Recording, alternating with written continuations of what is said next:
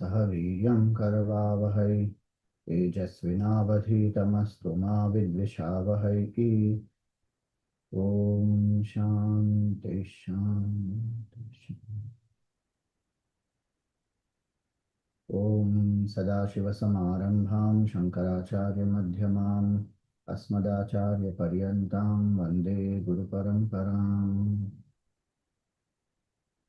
ॐ नमस्ते अस्तु भगवन् विश्वेश्वराय महादेवाय त्र्यम्बकाय त्रिपुरान्तकाय त्रिकाग्निकालाय कालाग्निरुद्राय नीलकण्ठाय मृत्युञ्जयाय सर्वेश्वराय सदाशिवाय श्रीमन्महादेवाय नमः। ॐ समस्तजनकल्याणे निरतं करुणामयं नमामि चिन्मयं देवं सद्गुरुं ब्रह्मविद्वरम्।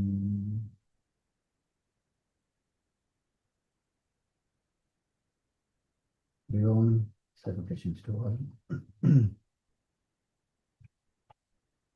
So the next 4 days, including today,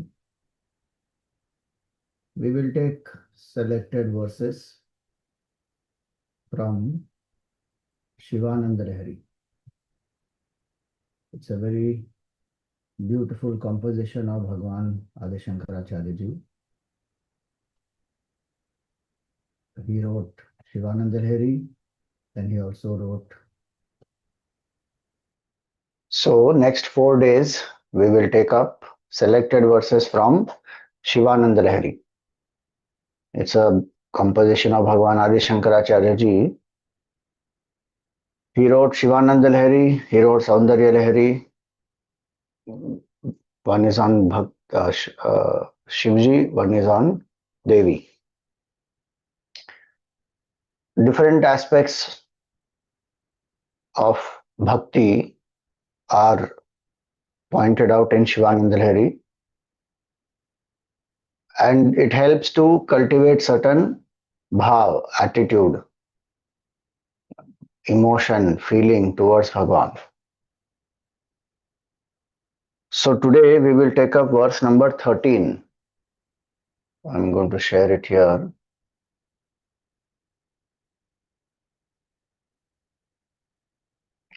This is the verse.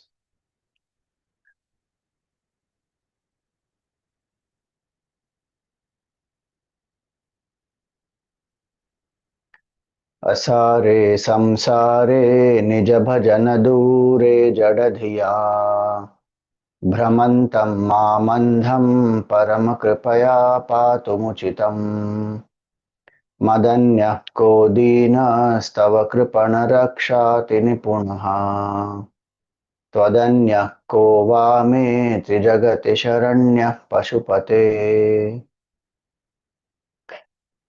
So he says here, asāre saṁsāre.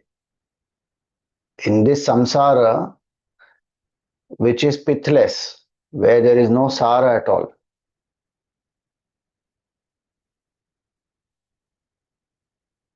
Gurudev used to sometimes say, asāre is no sara, and samsara means little sara. It means there is no sara even. The word samsara itself means there is no essence here. Everything is fleeting, temporary, perishing, and what remains? Nothing remains. Everything gets into destruction. Even while it is there, it is getting destroyed. Asāre saṁsāre. In this samsara, where there is no sara at all, the main sadhana that one can do is to remember Bhagwan. Using the perishable to realize the imperishable is the best use of the perishable. Using time to realize the timeless is the best use of time. So, nija-bhajana-dūre. And in this samsara, generally one doesn't seek the supreme. One is running behind that which is perishable, temporary. So one is far away from the contemplation on the self, surrender to Bhagavan. Nija-bhajana-dūre. Bhajan does not mean only singing bhajan. Bhajan means to love the Lord. It is to know the nature of Bhagavan. It is to serve Bhagavan. All that one has forgotten. So the devotee calls himself here as jaḍa-dhiyā, that I am jada buddhi, not using the buddhi for what it is supposed to be used. To discriminate between real and unreal, between what is temporary, what is perishable, what is atma, what is anatma. So when one is not doing that and using the buddhi only to do the gross vivek, which is what to eat, what not to eat, that also the buddhi doesn't do properly. One is eating what one likes, not what is really healthy or what is good for the body. So one is using the buddhi only for the ordinary vivek, which even an animal will do. Who is a friend, who is a foe, where to go, where not to go, which place there is a danger, which place there is no danger. That even an animal will do. The subtler discriminations, separations is what we are capable of, but one is not doing that. So jaḍa-dhiyā. And bhramantaṁ. So one has got deluded. Bhramantaṁ. So there are lots of delusions, bhrantis, wrong notions. To not see a thing as it is and to see it opposite. That is called bhram. Bhramantaṁ. Mam andhaṁ. I am who am blind, who am jada buddhi, who am deluded. So this quality is given here, that one is blinded by what? Blinded by desire, blinded by lust, blinded by ignorance. With supreme compassion, parama-kṛpayā pātum ucitam. Please protect me. Why? madan-yaḥ ko dīna-stava. Who else, apart from me, who else is more fallen? Or what we say here is, who is more miserable than I? Dīna. This verse actually is Dīna Bhakti, where one expresses one's helplessness and one surrenders to Bhagavan. kṛpaṇa-rakṣāti-nipuṇaḥ. Rakṣāti-nipuṇaḥ. Because you are an expert in protecting those who are. Kṛpaṇa literally means one who is a miser. And so here he says that I am. Why is he saying kṛpaṇa? Kṛpaṇa word is a very powerful word. In the Gita also Bhagavan uses that word kṛpaṇa. Kṛpaṇa there Shankaracharya says one who, he quotes the Upanishad and he says that having got a human birth, one who does not strive to realize the truth is a kṛpaṇa, is a miser. When Arjun surrenders to Bhagavan, he says, Karpanya-dosho-pahata svabhavaha. I am overcome by miserliness. Karpanya-dosha. There Shankaracharya has quoted the Upanishad and he says this,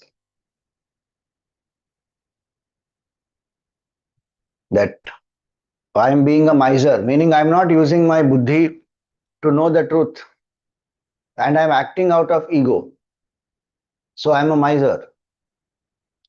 Miser does not use the resources one has for oneself,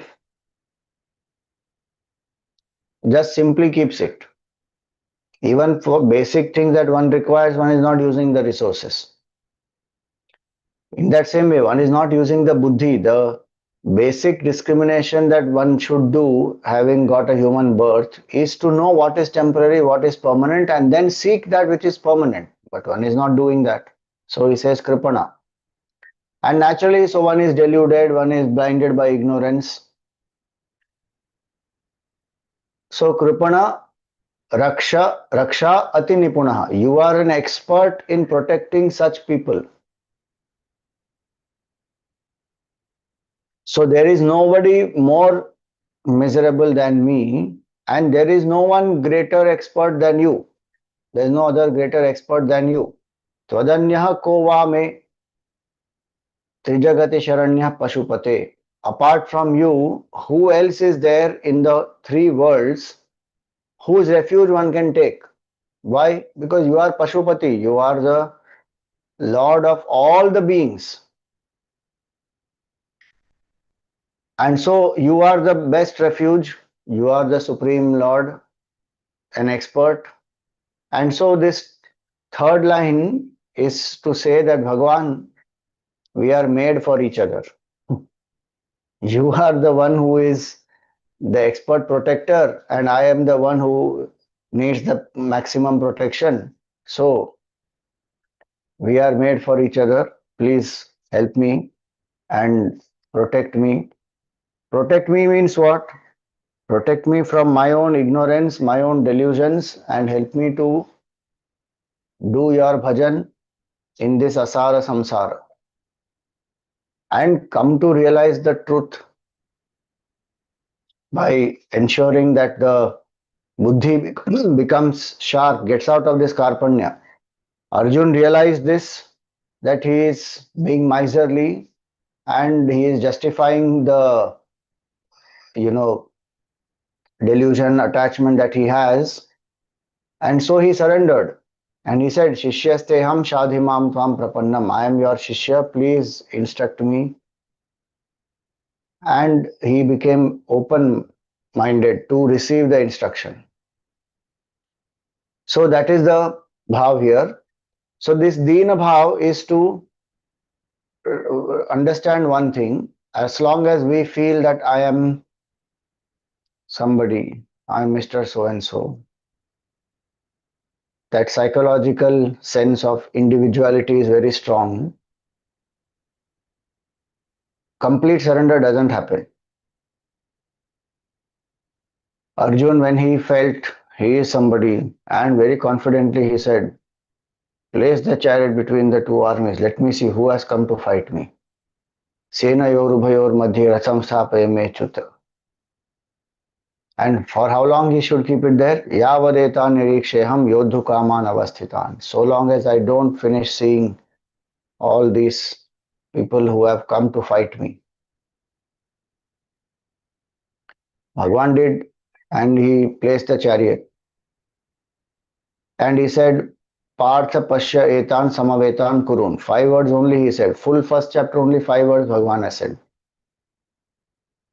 Parth, look at these Kurus. Behold these Kurus, O Parth. That's all he said. And the moment he heard that word Kurus, it struck him, oh God, these are my people. I have to kill them. All attachments, confusion, everything started in his mind. And he gave full justification in the first chapter why he should not fight. And if anybody reads that, one thinks, yeah, he's very clear and he is so right in thinking that yes, we should not fight. Unnecessary Krishna made him fight.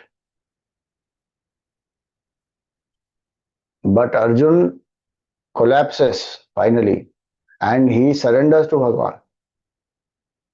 Dhritarashtra had Sanjay with him, and this Duryodhan went to Dronacharya-ji.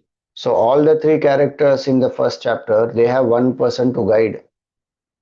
But only Arjun surrenders to Bhagavan Krishna. So he finds a solution. Dhritarashtra doesn't listen to Sanjay. And Duryodhan doesn't even express his problem. He taunts his own teacher and comes back. So the buddhi of ours, the ego will play its own tricks. This Dīna Bhakti is to surrender completely, having understood one's limitation. And Dīna Bhakti, the bhav of Dīna Bhakti comes when one understands that first line. Asāre, saṁsāre, nija-bhajana-dūre, jaḍa-dhiyā. that there is no sara in the samsara. Asāre saṁsāre. Bhagwan Shiva is the embodiment of that vairagya. So things which are associated with Bhagwan Shiva, though he is a grahasthi, he has wife, children, all that, but he is not a samsari. That is one big difference between even many Jivan Muktas who are grahasthis, rishis, our gods. To be a grahasthi is not a problem. To be a samsari is a problem. One can be in the grahastha ashram, do one's duties, dedicate them to Bhagwan, do the sadhanas, no problem. Bhagwan Shiva meditates, does his own japa, sadhana, remembers his Ishta Devata, all that. So though one is in grahastha, one is not a samsari. So he is an embodiment of vairagya. Bhasma, what he applies all over, symbol of detachment. There is a snake around his neck. Again, the mind has been turned introvert. So many things like that. The moon which is on the jata is not a mind which is very extroverted. It is the moon which is mind which is contemplative. He has the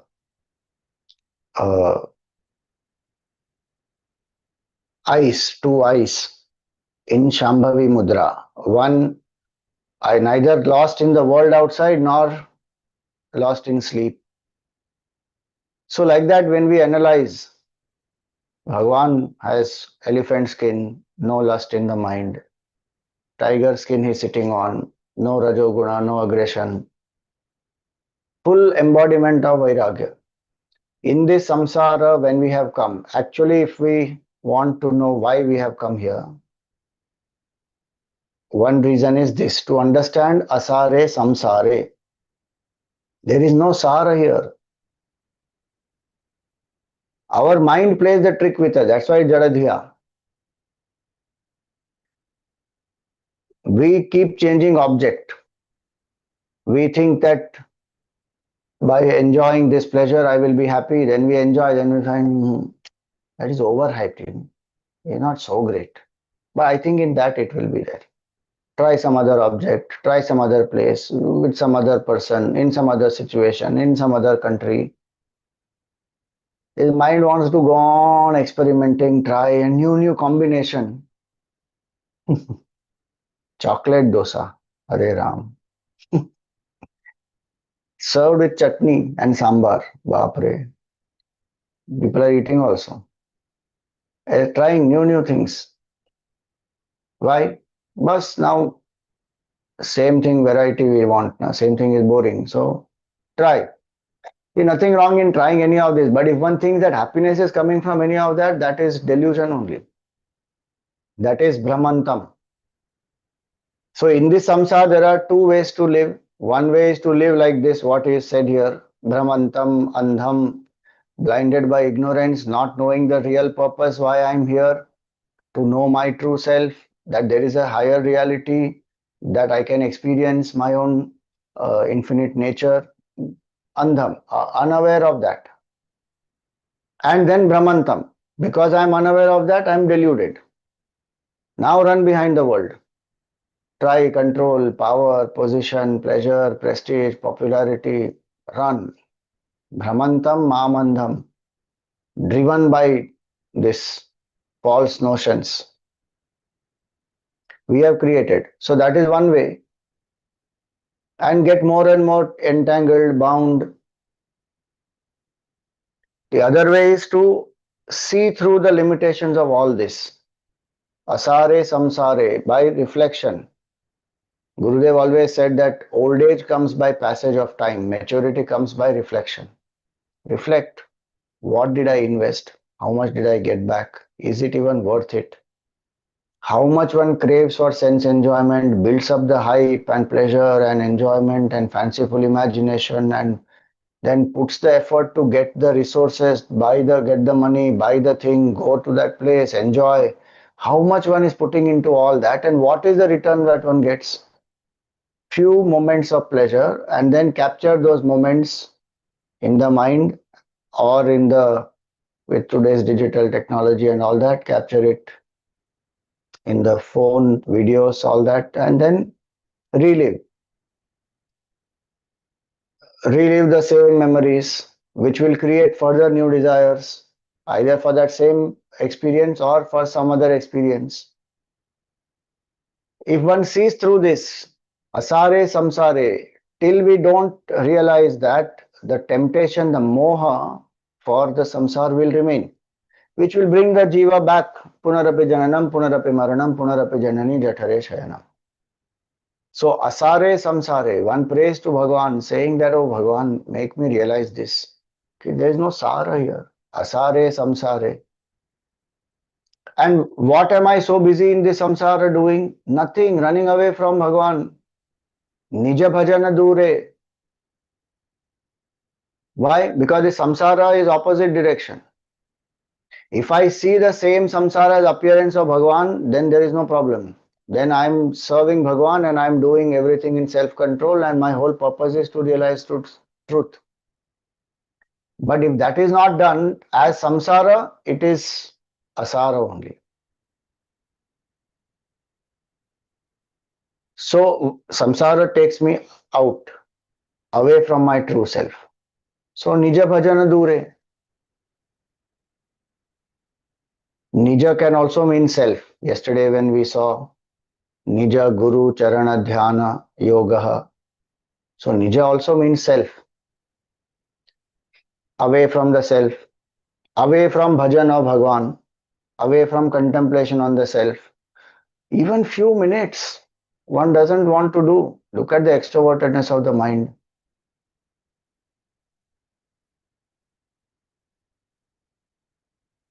One can justify saying, no, Swamiji, I have duties to do, I have this to do, I have that to do. It's very difficult. So many things have to be done. There is no time for bhajan. That is all mind's excuse only.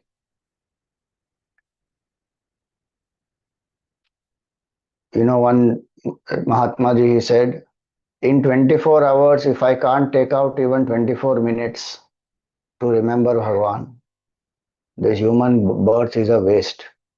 Means I have wasted human birth. 20 minutes, 25 minutes, 30 minutes in a day, if I can't remove for remembering Bhagavan, what am I doing with this human body? Most precious equipment to realize the truth, wasting away.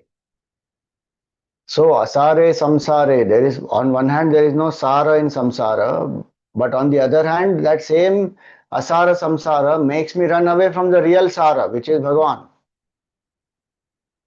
It is not worth it at all. I don't remember exactly but the wordings are something to this effect, you know. 100 काम छोड़ के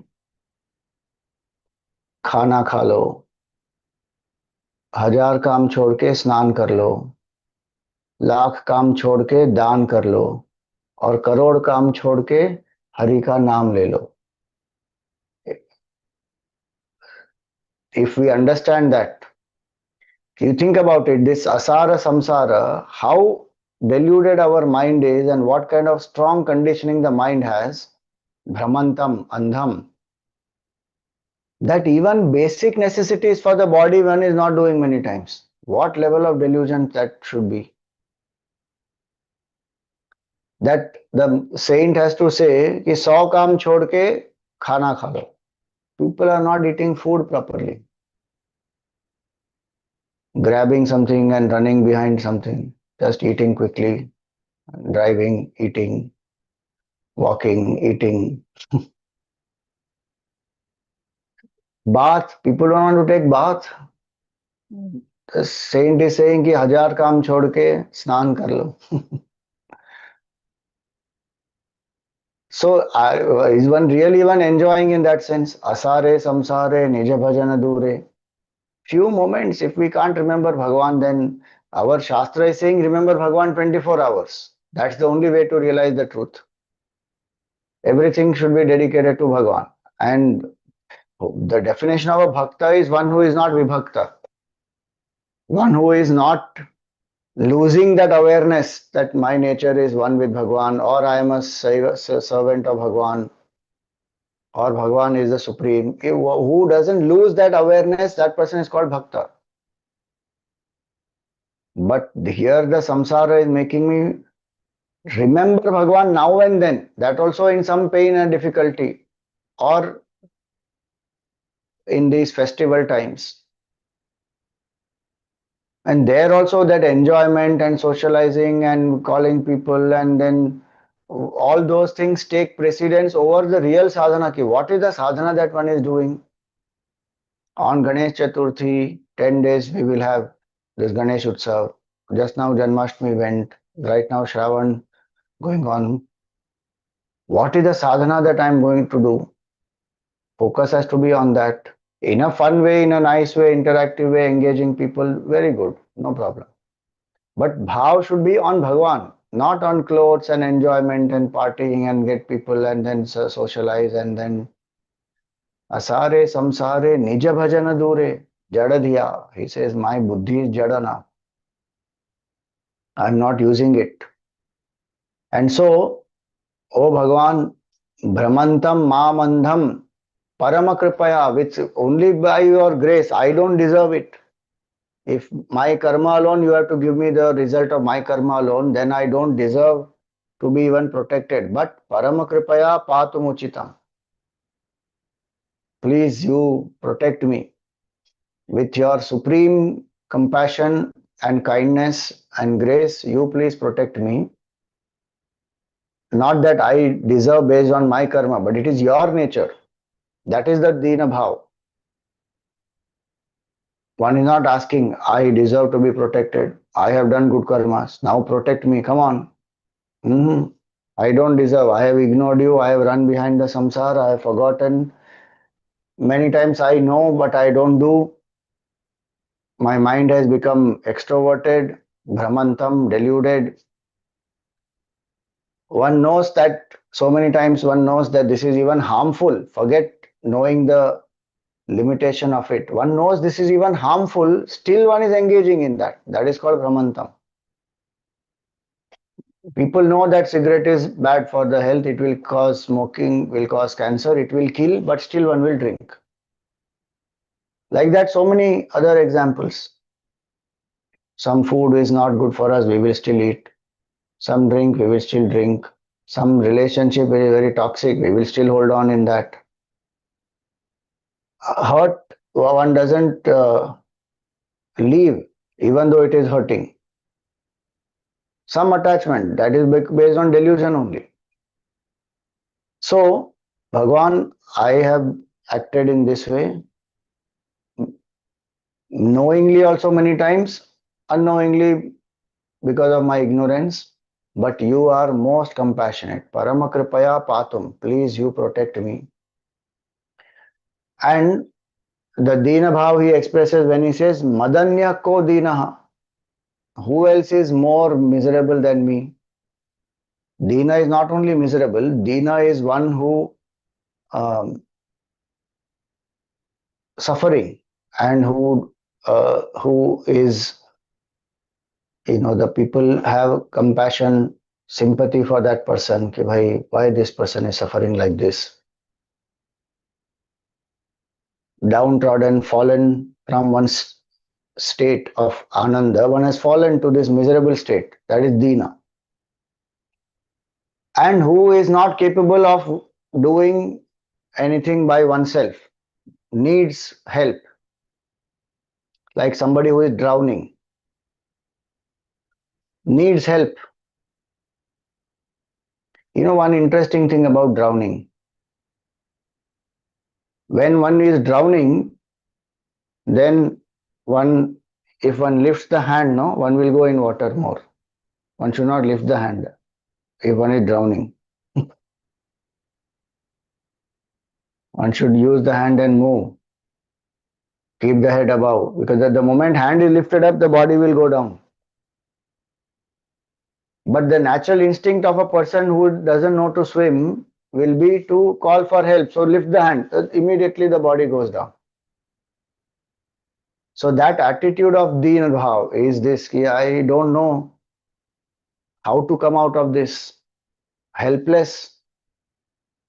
That helplessness, one has to feel. When will one feel? When there is no ego. When one says, ki yes, I need help. Please help me out. Otherwise, that ego prevents a person from seeking help also. One is suffering, going through difficulty, pain, sorrow, misery, but ego is there. Bhramantaṁ, andhaṁ doesn't ask for help. Look at Duryodhan, look at Dhritarashtra, both are examples of that. They both desperately need help.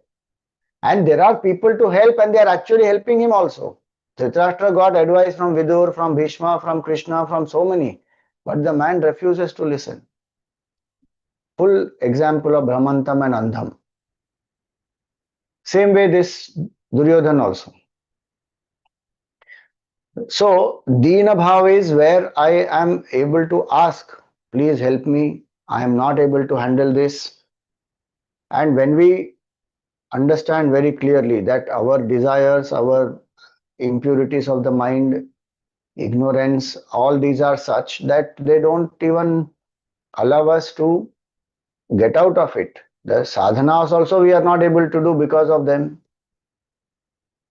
Sometimes willingly we compromise, but many times the sadhak is sincere but still is not able to do because the mind is playing its own tricks.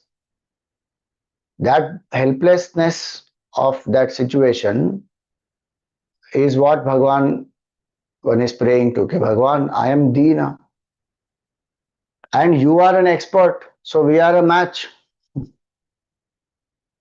In Sanskrit, this is called as the Vana Simha Nyaya. Vana Simha Nyaya means the lion and the forest. They support each other. Vana Simha Nyaya. How? So the forest protects the lion from humans and lion protects the forest from humans. So both lion and forest are protecting each other. That's called Vanasimha Nyaya. So here it is like that, as though Bhagavan and this devotee are made for each other. The devotee is suffering and Bhagavan is the protector. So as though, Bhagavan got the deserving candidate to protect and the deserving candidate got Bhagavan who is a protector. So that third line is saying that there is nobody who is more miserable than me and there is no greater expert than you. We are a match. Please Bhagavan, out of your compassion, you please protect me. And finally he says this, tvad-anyaḥ kova me trijagati śaraṇyaḥ paśupate. That is a śaraṇagati. There is no greater refuge than you in the three worlds. Why? I have seen asāre, saṁsāre.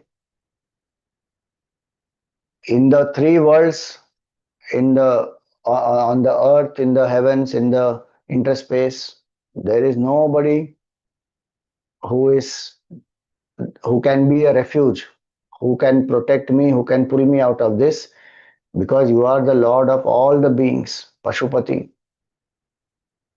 And who is a Paśupati? He is the creator, sustainer and destroyer. That is one. If Bhagavan is Paśupati and I am what? Pashu.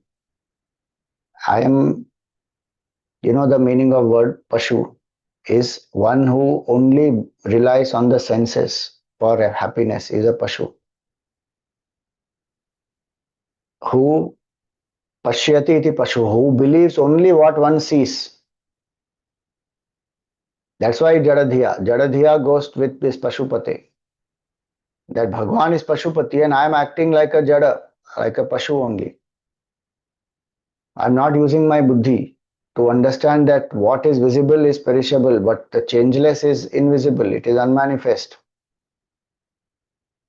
So you are Paśupati and I am acting like a Pashu. Please, you help me and protect me. So this is the bhav of surrender, of Sharanagati, We may take refuge of power, position, people. Nobody will help. Only Bhagwan can be our true refuge. And that's why if Sharanagati has to happen, it has to be only at the feet of Bhagwan or it has to be at the feet of Sadguru. Both are one and the same. One can't surrender to anybody else. We have done the ulta. We have surrendered to samsara fully, forgotten Bhagwan. This Bhakta now has come back saying, Bhagwan, there is no Sara there, I have understood, and there is nobody else whose refuge I can take. Meaning you alone. Not even my own ego, my own capabilities, not even my own sadhana, nothing. Full surrender. I depend completely only on your grace. Please help me. This is total surrender. Where one says, no, I can't depend on anyone, anything, any process, nothing. That is called Ananya Bhakti, where one depends only on Bhagwan. Jahi vidhi rakhe Ram, tahi vidhi rahiye. But remember Bhagwan all the time. So this is the bhav, and we will now contemplate on this. I will be sharing that same picture of Bhagwan Shiva, what we used in the beginning, and one can use that form to contemplate.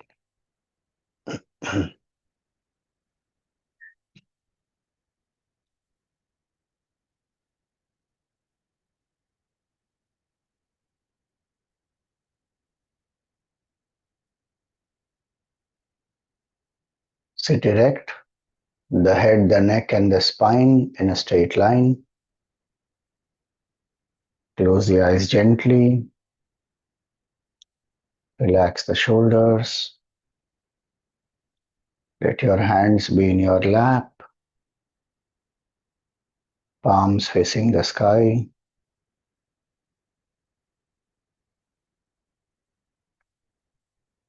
Come to a comfortable posture without any strain in any part of the body.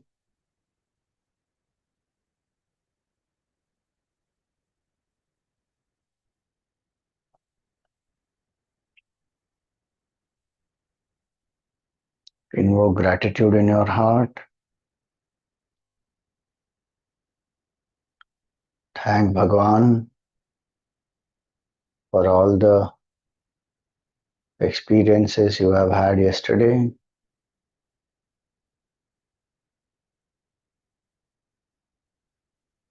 Positive or negative.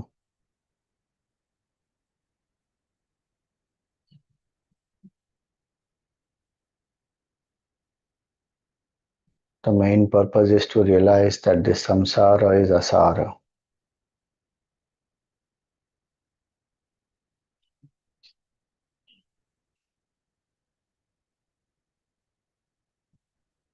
If the experiences have been good,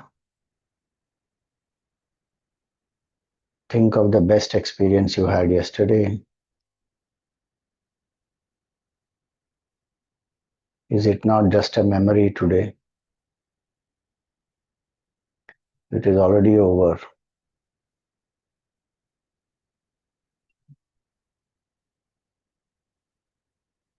And think of the most difficult experience you had yesterday.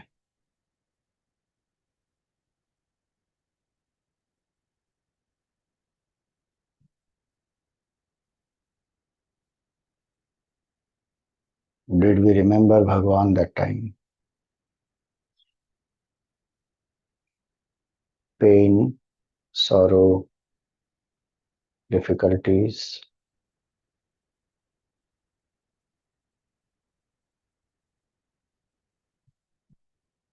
can be strong wake-up calls.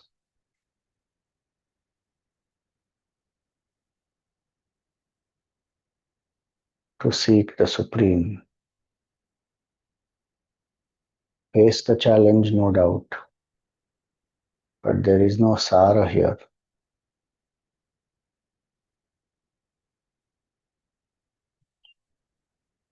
So thank Bhagwan if even for a short while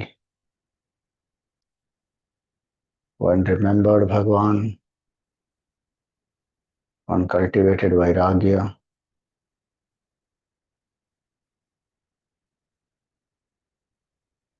through the experiences yesterday.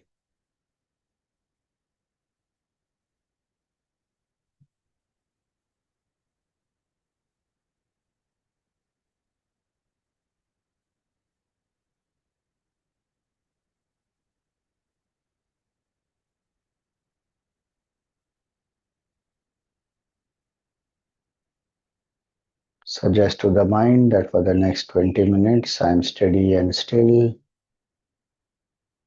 without any movements.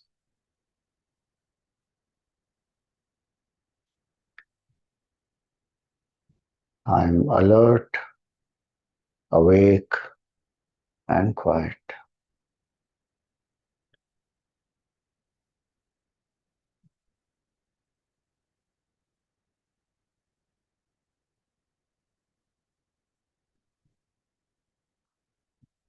I am only a seeker, a devotee, and my goal is self-realization.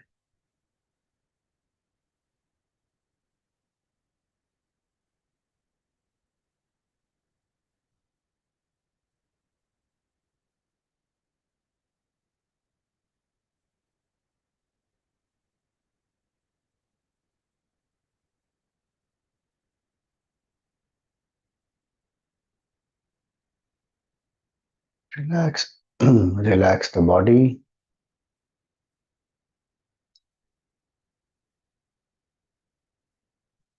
As you breathe in, breathe out.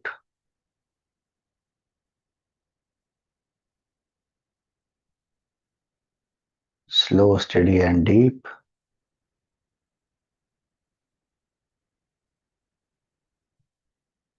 Also be aware of the momentariness of this breath.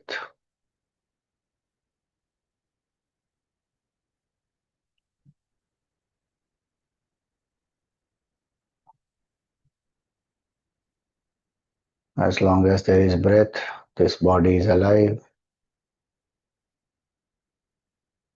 When the breath departs, the body is dead.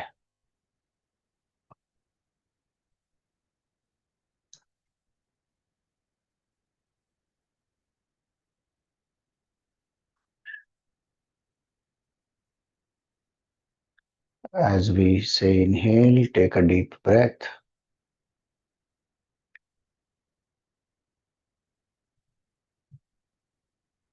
As we say relax, exhale. Exhale all the air. Inhale.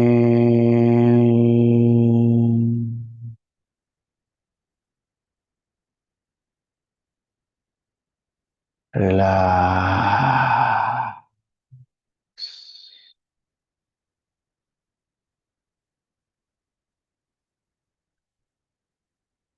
Inhale.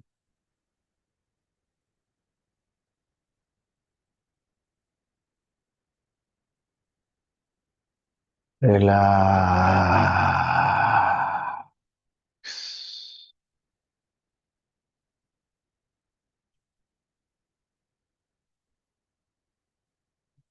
Inhale.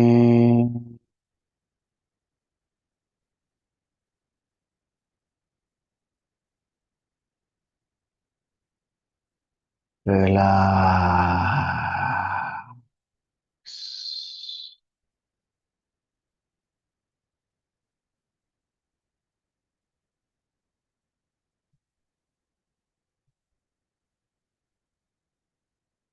You will feel that you are flooded with vairagya, and as you exhale, let go of any delusion, bhrama, any attachment.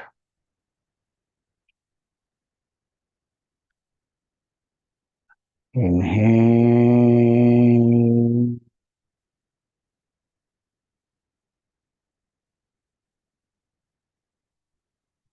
Relax.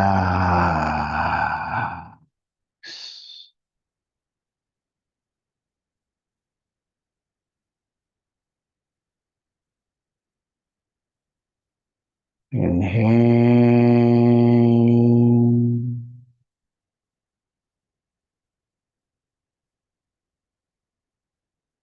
Relax.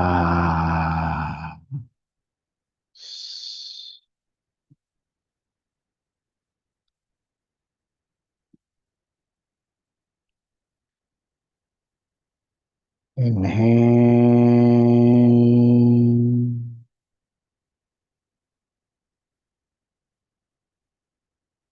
Relax.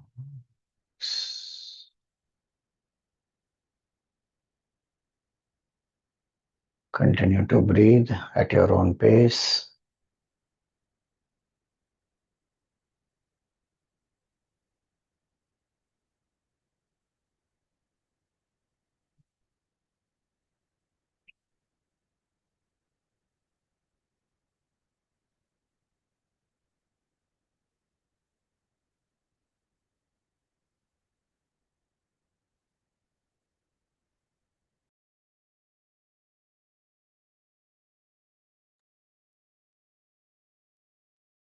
In the space between the two eyebrows or in your heart,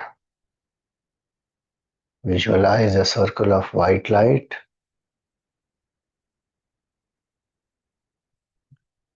Invoke the auspicious form of your Sadguru.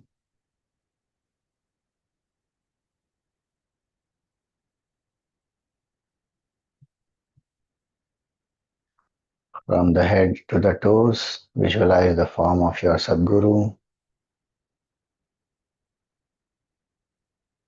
Feel that you are in front of your Sadguru, at the feet of the Sadguru.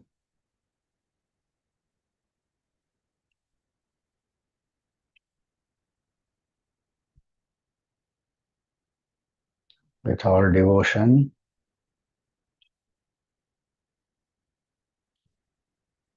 chant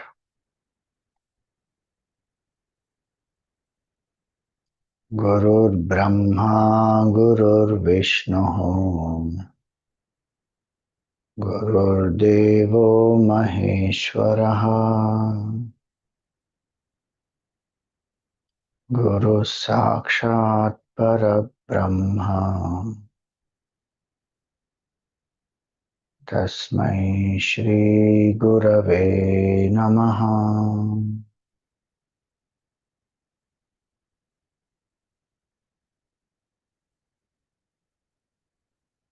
Through the satsang of the Guru, we come to realize that this samsara is asāre.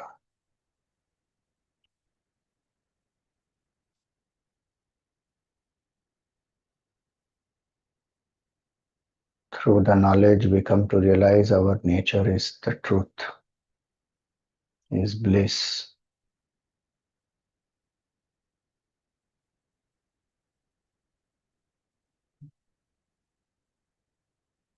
Through the sadhanas, the Guru helps us to surrender to Bhagavan.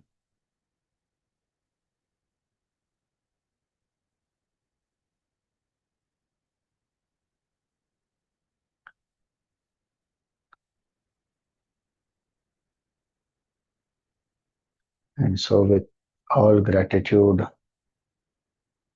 offer some flowers at the feet of the Sadguru.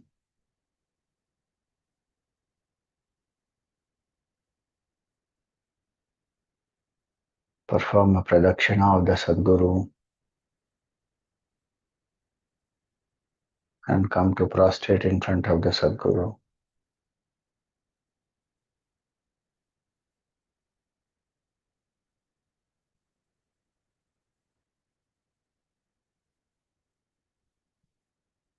Repose the form of the Sadguru back into your heart.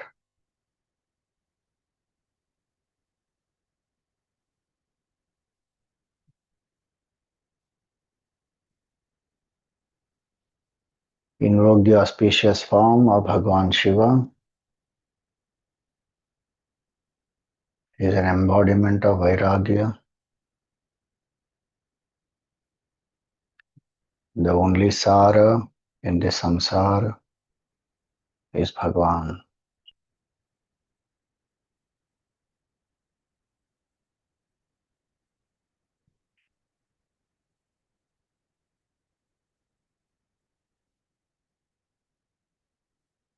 So invoke the auspicious form of Bhagavan Paśupati with his long black matted hair, the jata. Small streak of Gangaji flows from the jata, which is tied up with Rudraksha-malas. There is a Bilva Patra at the place from where Gangaji originates, from his jata. There is a snake on the jata. There is a crescent moon.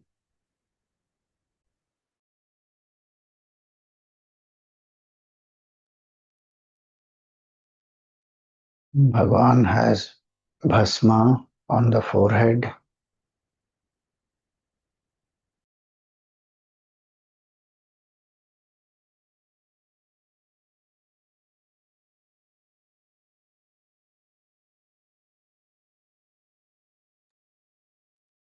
There is a third eye on the forehead.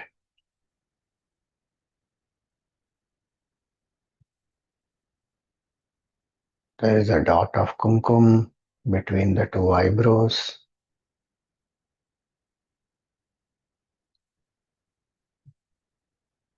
The other two eyes of Bhagavan are partially closed.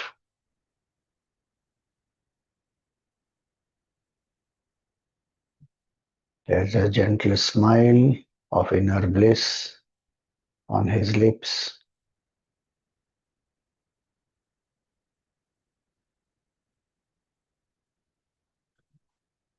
Both the ears of Bhagavan, there are earrings.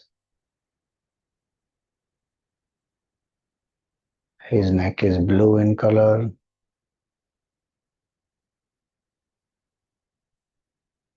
There is a black and green serpent around his neck.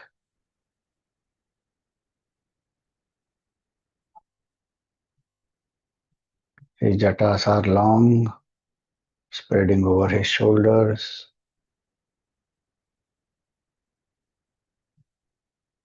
He wears Rudraksha malas on the chest up to the navel.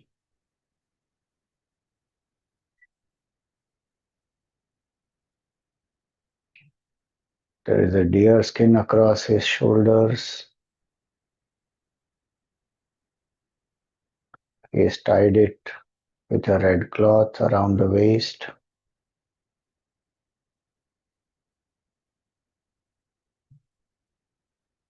There are Rudraksha malas on his wrists, on his arms.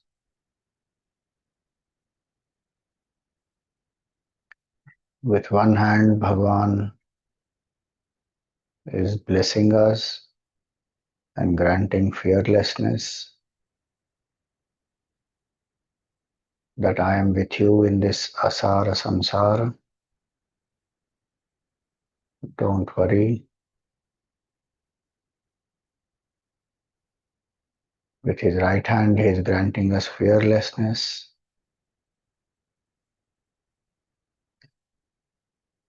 The left hand is on the left knee.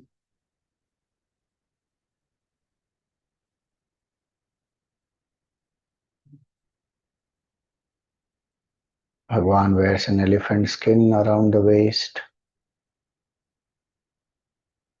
sitting in Padmasana on a tiger skin.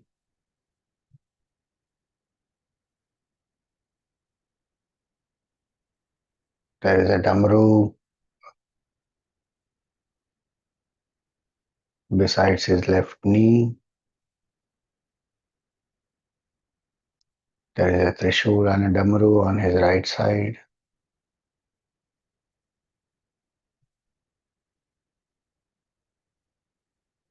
This is the auspicious form of Bhagavan Shiva. Each aspect indicating vairagya, dispassion,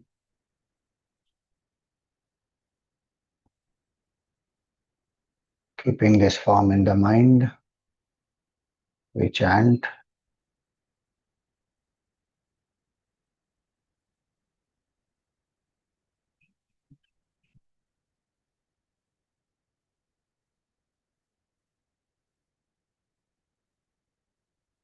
Mrityunjay mantra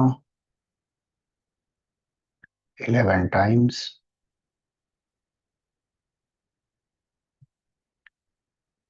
ॐ त्र्यम्बकं यजामहे सुगन्धिं पुष्टिवर्धनम् उर्वारुकमिव बन्धनान् मृत्योर्मुक्षीयमामृतात् ॐ त्र्यम्बकं यजामहे सुगन्धिं पुष्टिवर्धनम् उर्वारुकमिव बन्धनान् मृत्योर्मुक्षीयमामृतात् ॐ त्र्यम्बकं यजामहे सुगन्धिं पुष्टिवर्धनम् उर्वारुकमिव बन्धनान् मृत्योर्मुक्षीयमामृतात् ॐ त्र्यम्बकं यजामहे सुगन्धिं पुष्टिवर्धनम् उर्वारुकमिव बन्धनान् मृत्योर्मुक्षीयमामृतात् ॐ त्र्यम्बकं यजामहे सुगन्धिं पुष्टिवर्धनम् उर्वारुकमिव बन्धनान् मृत्योर्मुक्षीयमामृतात् ॐ त्र्यम्बकं यजामहे सुगन्धिं पुष्टिवर्धनम् उर्वारुकमिव बन्धनान् मृत्योर्मुक्षीयमामृतात् ॐ त्र्यम्बकं यजामहे सुगन्धिं पुष्टिवर्धनम् उर्वारुकमिव बन्धनान् मृत्योर्मुक्षीयमामृतात् ॐ त्र्यम्बकं यजामहे सुगन्धिं पुष्टिवर्धनम् उर्वारुकमिव बन्धनान् मृत्योर्मुक्षीयमामृतात् ॐ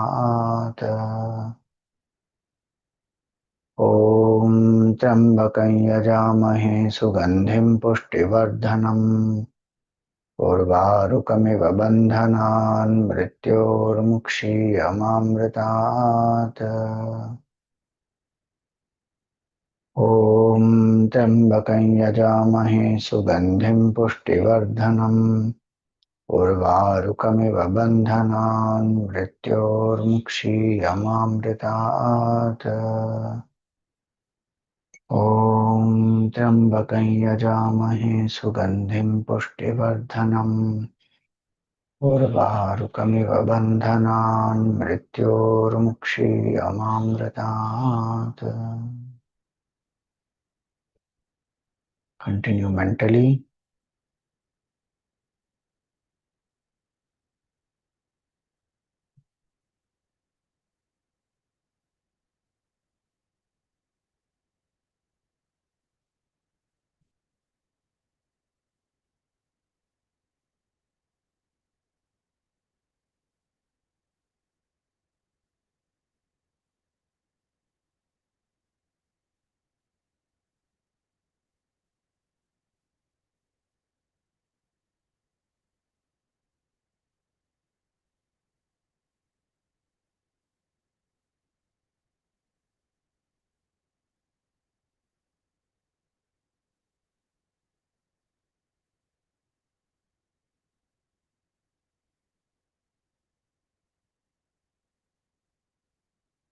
We worship the three-eyed Lord, who is most fragrant, abiding in dharma, who nurtures and nourishes us.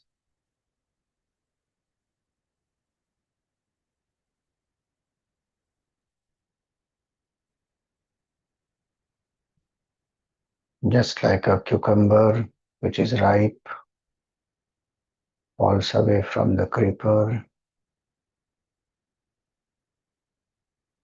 effortlessly, may our mind drop all its attachments,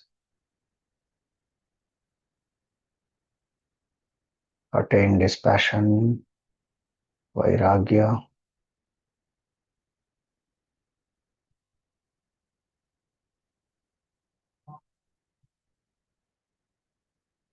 May we let go of any fear of change, of death.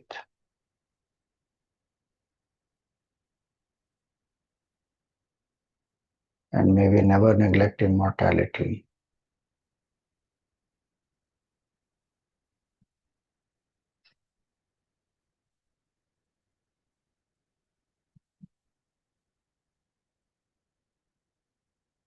Feel that you are in front of Bhagavan with the bhav of dīnata, complete helplessness and surrender, with folded hands, praying to Bhagavan.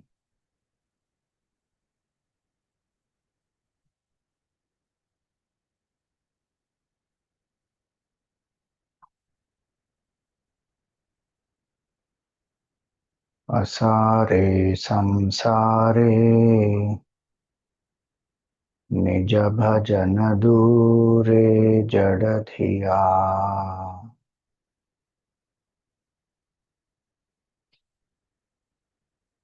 bhramantaṁ andhaṁ parama-kṛpayā pātum ucitam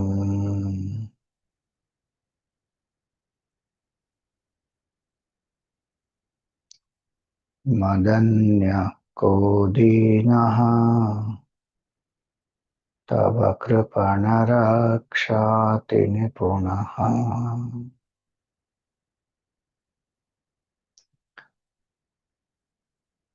tvad-anyaḥ trijagati śaraṇyaḥ paśupate.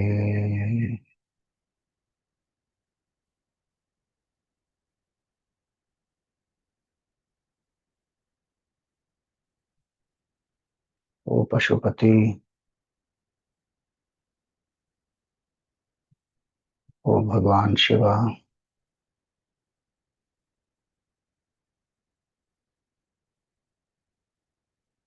in this saṁsāra where there is no sāra, it is pithless.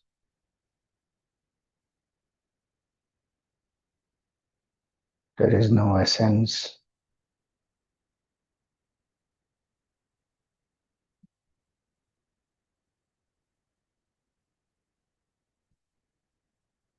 My mind and intellect run behind this samsara. They run away from your remembrance.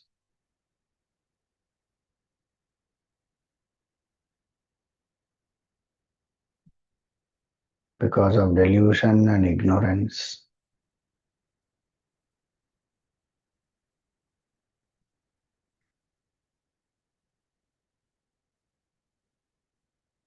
Help me to realize this folly of my mind.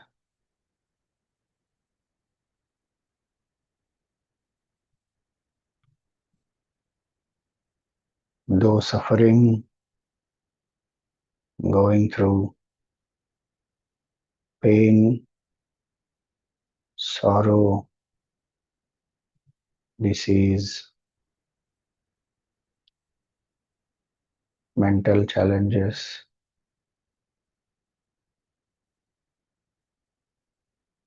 The mind still hankers after the temporary,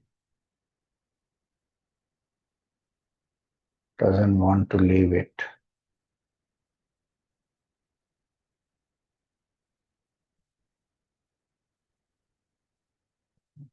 I don't deserve to be protected,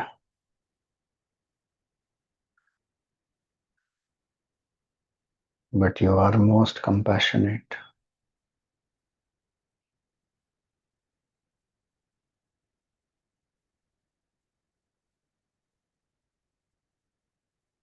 With your grace and compassion, please liberate me.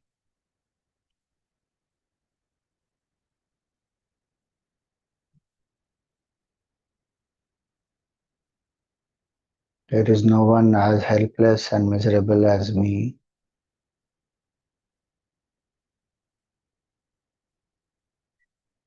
I completely surrender unto you.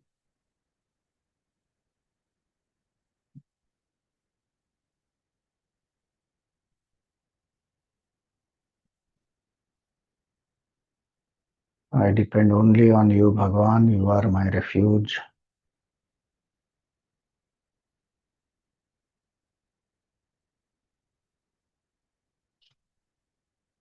I don't depend on anyone else, anything else,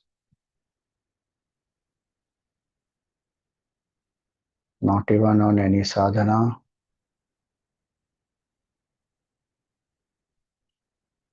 I solely depend on your grace, your mercy, your compassion.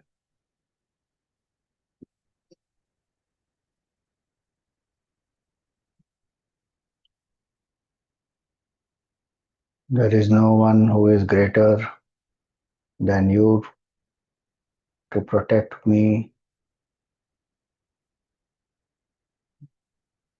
to liberate me.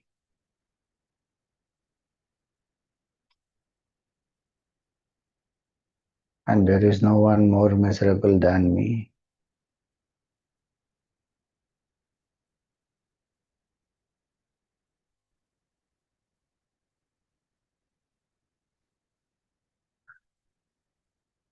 Please remove my delusions, my ignorance.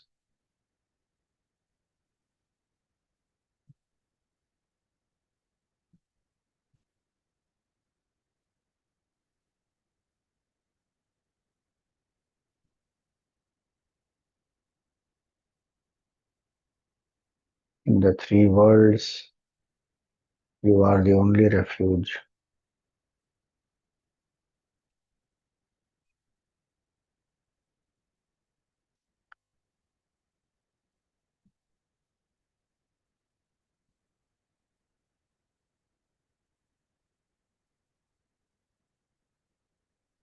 I am sorry for having run away from you,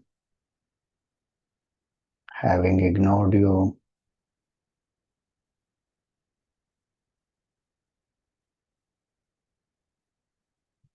for running behind the perishable,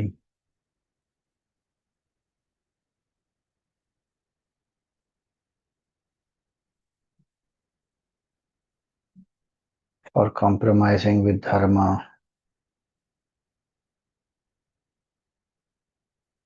for not doing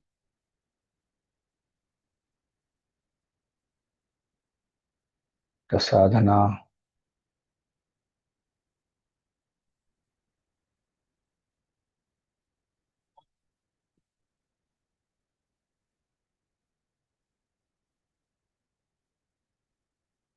Please forgive me.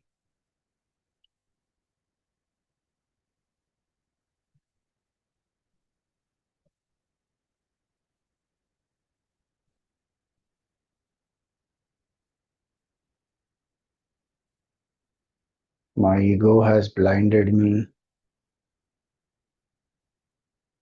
My desires have bound me.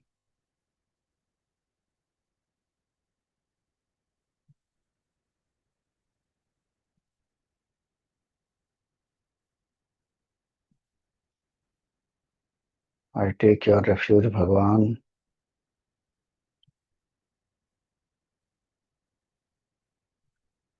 I am at your feet.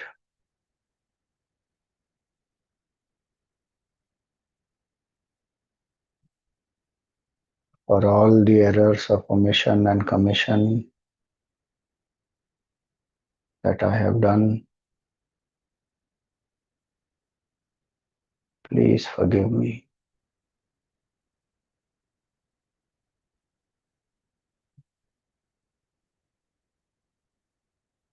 Feel that you are at the feet of Bhagavan Shiva,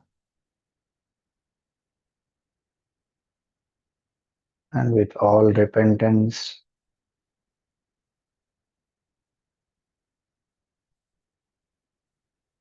chant and seek forgiveness.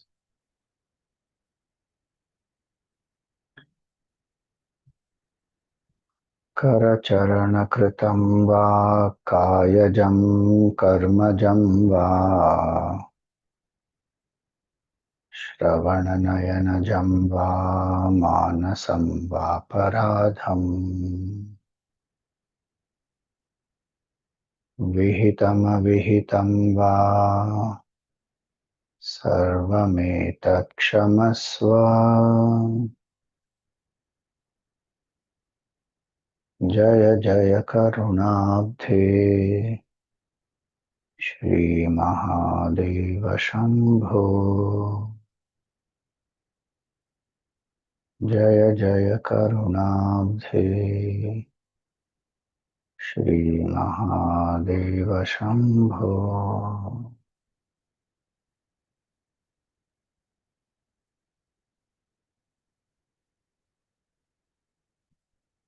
With my body, with my senses, with my mind, with my speech, with my nature, knowingly or unknowingly,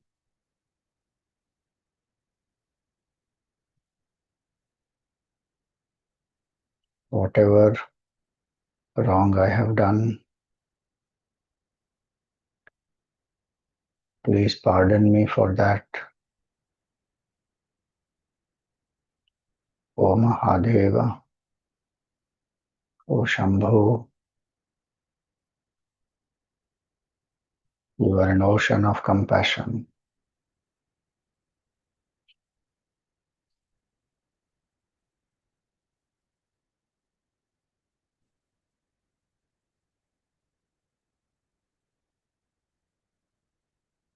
I surrender unto you completely.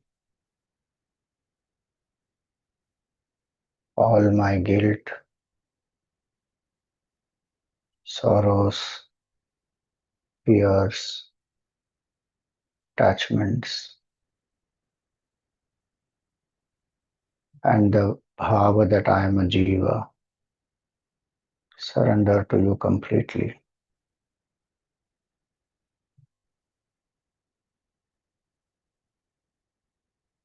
Bless me with vairagya, bless me with bhakti,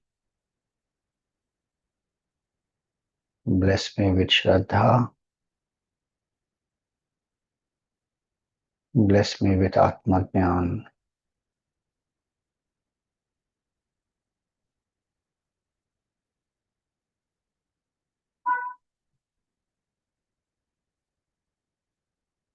Offer some flowers to Bhagavan, offer a bilva patra,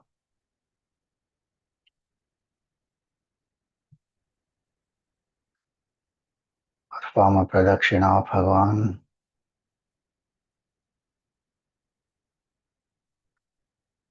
and prostrate fully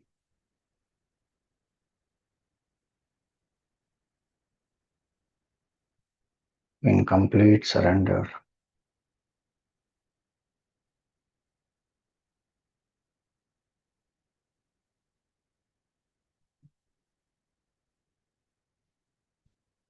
Feel that the hand of Bhagavan is on your head.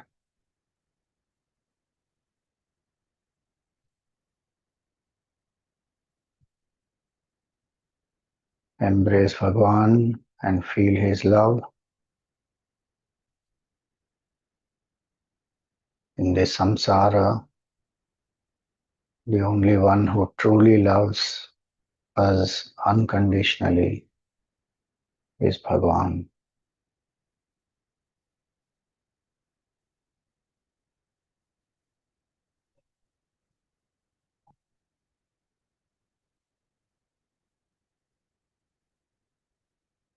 Repose the form of Bhagwan back into your heart.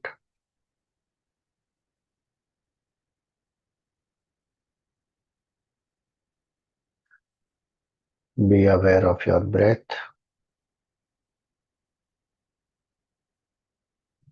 Be aware of the body.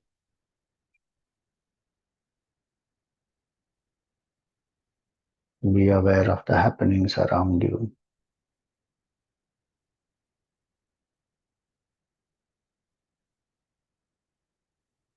We pray for the well-being of everyone.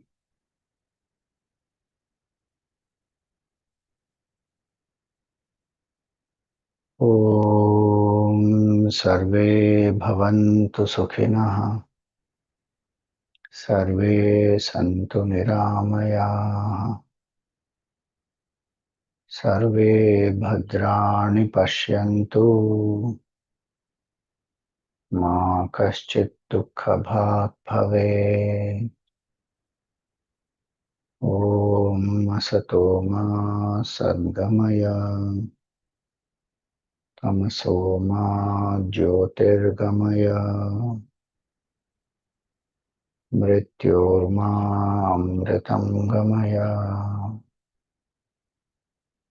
Om Purnamada Purnamidam Purnat Purnamudachyate Purnasya Purnamadaya Purnameva Vasishyate. Om Shanti Shanti Shanti. Harihi Om. Shri Gurubhyo Namaha. Harihi Om. Grab your palms, place them on the face, gently open the eyes.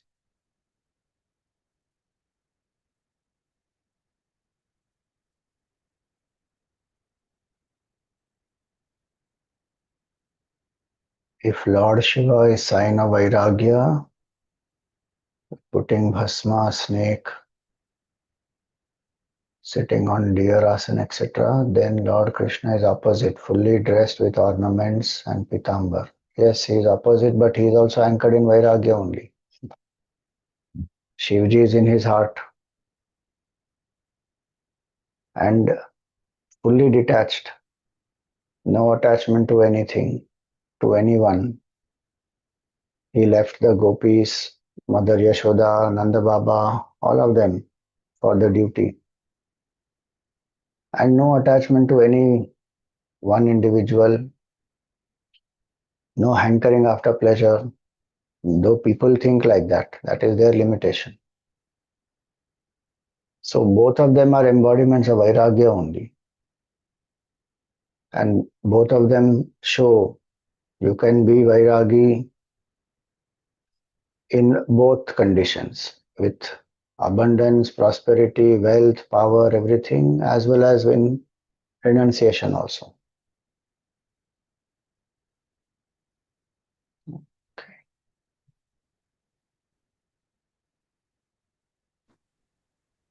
Hari Om, Swamiji, Pranam. There's one question I always have, and sometimes we watch these certain reels, and they say that when we are reciting some mantra or even chanting Hanuman Chalisa or Vishnu Sahasranam, should we say it loudly or should we say it in our mind? They say we say it loudly, it all goes away in the universe and you don't get, there's so much confusion in the mind. How should one say? How should one recite? So the mind has to understand one thing. When we say loudly, that is the only way to purify the speech. Point one.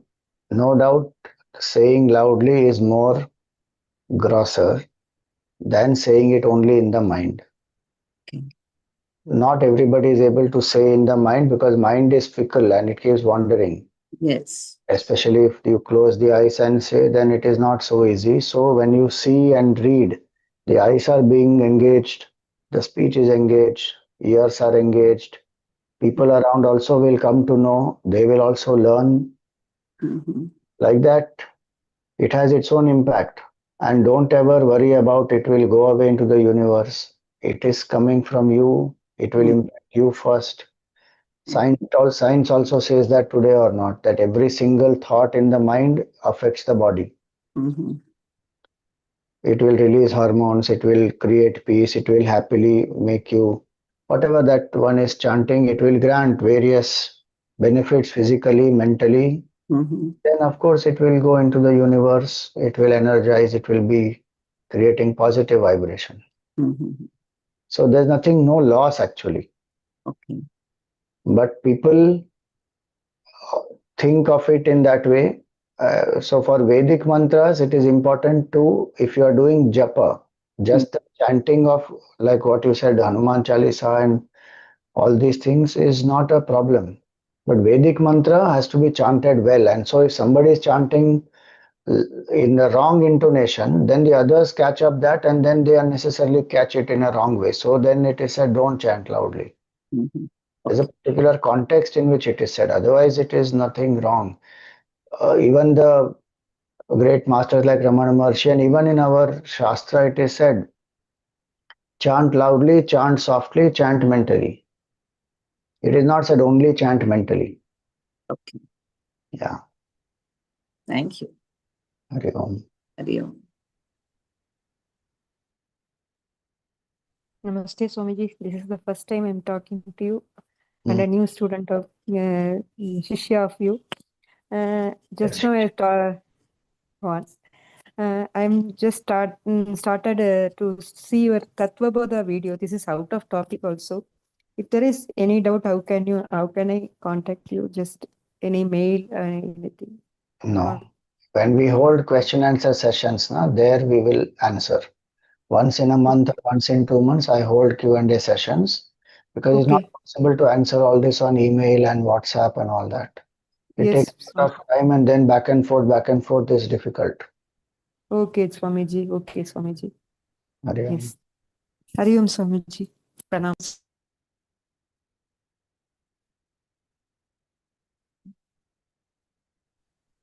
Hari Om, Swamiji. I attended Mahamrityunjay Havan yesterday, last evening, which was performed there. That Panditji was like chanting Mahamrityunjayana Triambakam. Whereas when you started, and all of us mostly do Triambakai. Both are correct. Okay. Both are correct. There's no problem. No, they are correct. But is there any reason for or any significance by speaking, by chanting at particular timings this way or particular way this way or not? No, nothing. Okay. And chant whichever way you like. Okay, thank you. I just wanted to because I attended the whole Havan, and every time I marked that, so I thought let me just get some clarification. Thank you very much, Swamiji. Hari Om. Hari Om, everyone. Thank you.